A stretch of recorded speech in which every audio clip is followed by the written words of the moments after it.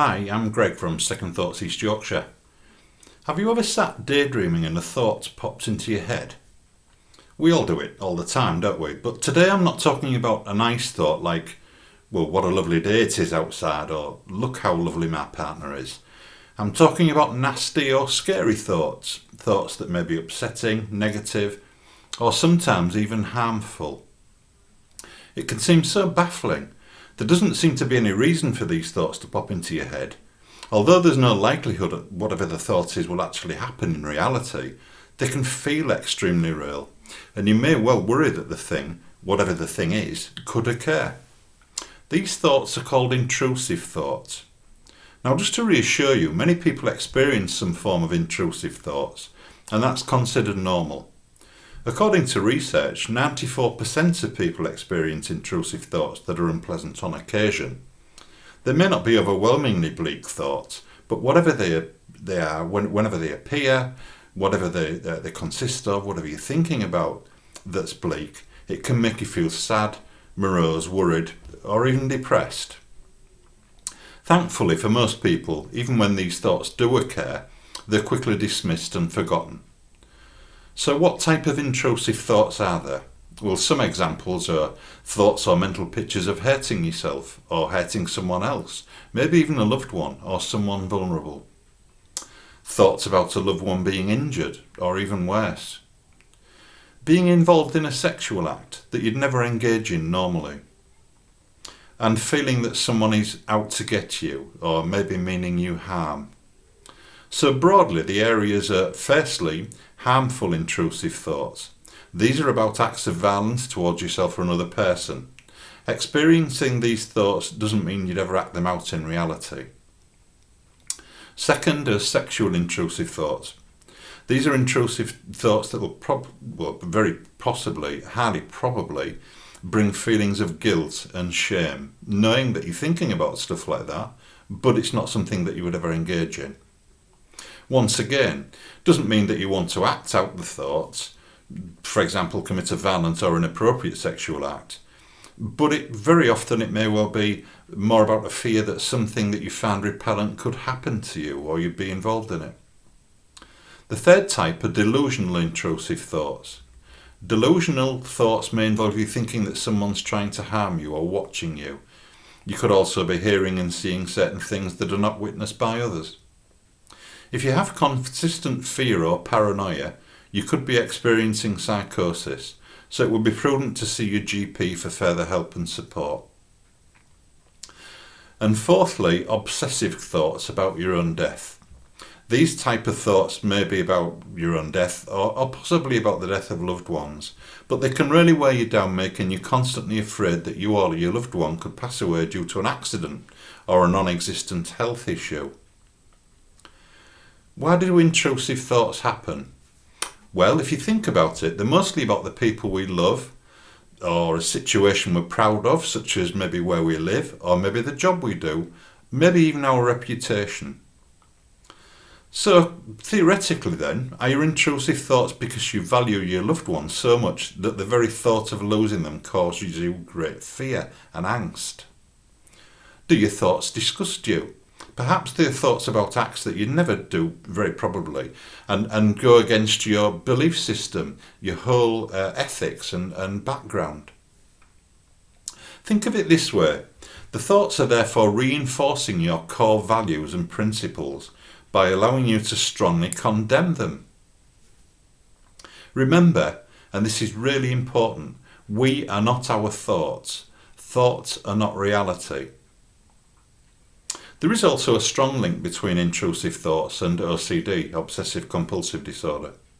When intrusive thoughts become regular, it can cause you to develop coping mechanisms, resulting in OCD.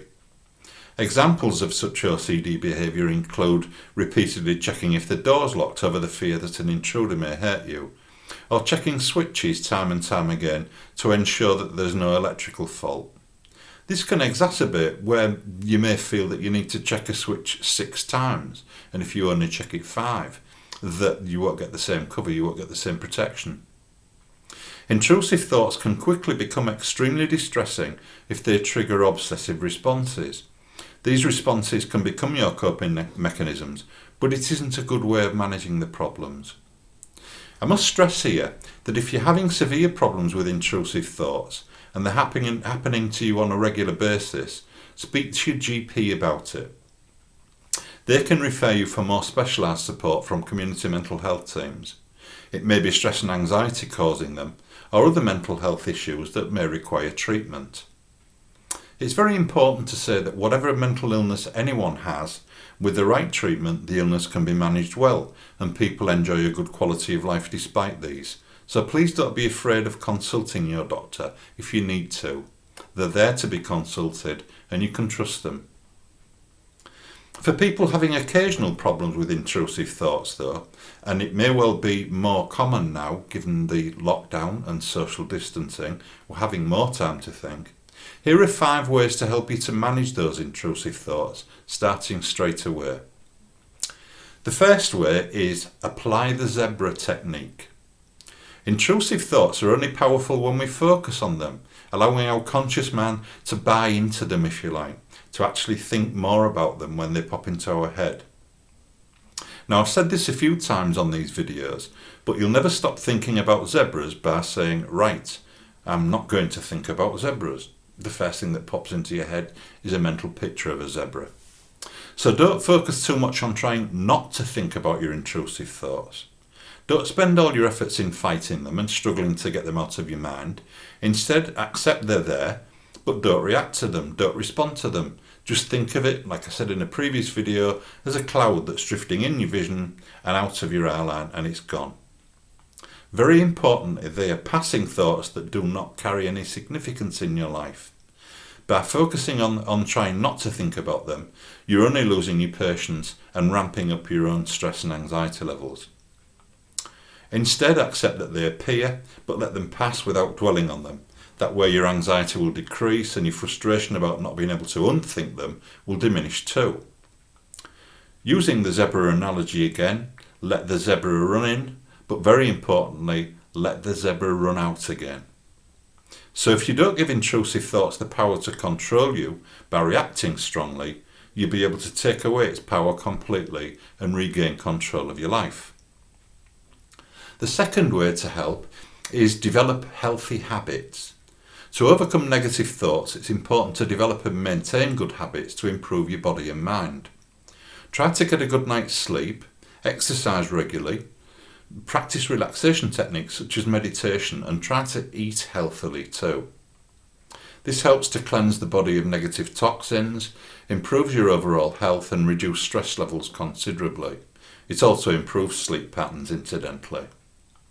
The third way is try to identify any triggers that cause the compulsive intrusive thoughts.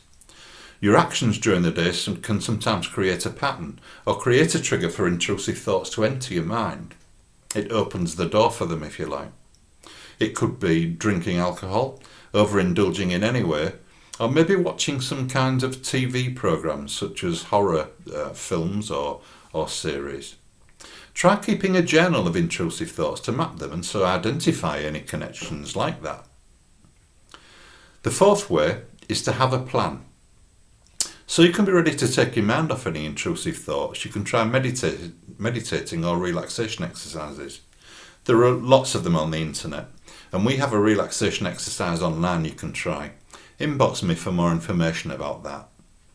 You can also try shaking up your daily activities. If your intrusive thoughts come in an afternoon, change your routine so that your mind is occupied at those times. Take up a hobby that requires your focus and attention. It could be doing crosswords, learning to play a musical instrument, or reading. There are many different things to choose from. The fifth way is to talk about your concerns and maybe have some therapy. Many people feel ashamed to admit they've had or are having intrusive thoughts. Trying to deal with them yourself can be really draining though. It can take all of your energy. If these intrusive thoughts persist, it's important to talk to someone about them. Bottling them up doesn't help and can make you feel even more anxious. There are various options. For some people, talking to a friend or confidant can work well. For others, talking to someone you don't know may be easier. This can be a support charity, maybe through a peer group of people who have similar issues. As I said earlier, very importantly, your GP is there to help you and refer you to secondary care agencies that can help too. Please don't struggle alone. Don't try and fight this on your own. It's really difficult and it will drain you. So thank you for watching the video. I hope you found it helpful. I'll be back soon with more. Once again, I'll mention that we do like to have feedback on the stuff that we produce, so please leave a comment or message me, inbox me with some feedback. I'd very much appreciate that. In the meantime, stay safe, take care and good mental health. Bye for now.